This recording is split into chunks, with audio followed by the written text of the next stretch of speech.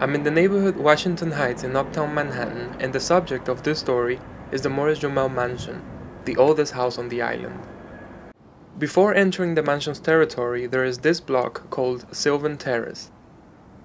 This is the only block in Manhattan that has row houses that look like these. They were built in 1882 in the style that was popular at the time.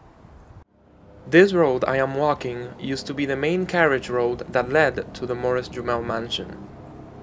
When you enter the mansion's territory from the west, this is what you see. Construction for this house began in 1765, and a British colonel named Roger Morris was the person who financed it. This house was not to be a permanent residence, but a summer home. This location, on top of a hill, which Morris named Mount Morris, was perfect for that. Uninterrupted summer breezes in the warm New England summers would have abounded here. Imagine this view unobstructed. From where I'm standing in the portico of the house, you would have been able to see the city harbor to the south and the Hudson River and New Jersey Palisades to the west. This is the facade of Morris-Jumel Mansion. The style in which this house is constructed reflects the style of Andrea Palladio. Palladio was a very well-known Italian Renaissance architect who wrote books that made his style of construction one of the preferred methods of architectural design throughout Europe for centuries. Here we have an early example of the Palladian approach on this side of the world. The mansion is a two-story building with a portico that runs through both floors.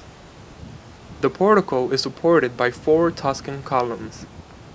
On the balcony on the second floor, we see a 3-part window with the center section with an arch over it. Windows like these are iconic of the Palladian architectural vocabulary. There are also overtones that reflect the Georgian style of architecture. The Georgian style emerged and was popular in England and its colonies during the reign of the first 4 kings from the House of Hanover. We're talking about the years from 1720 to about 1840.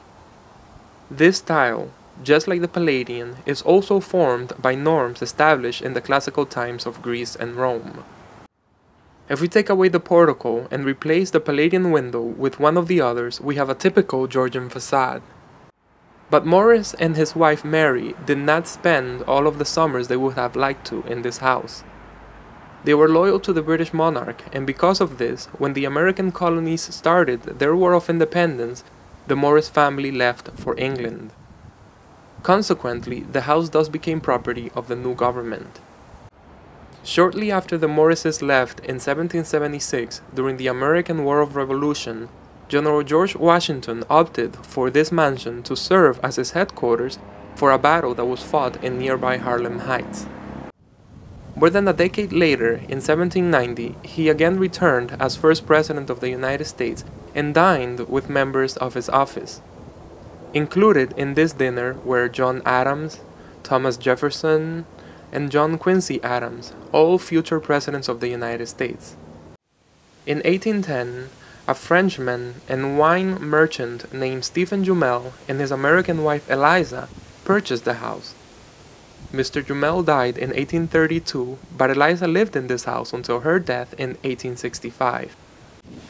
I am not going to go into detail on the interior of this building, but if you visit yourself, you will find furnishings in the French Empire style. These were brought in by Stephen and Eliza Jumel when they moved in 1810. Today, anyone can visit the Morris-Jumel mansion. The city of New York purchased the house in 1903, making it a museum and a monument to the nation's past. This area is truly amazing. Anyone who has the opportunity should definitely visit. Thank you for viewing this video. For more videos, visit 5dguide.com. Until next time.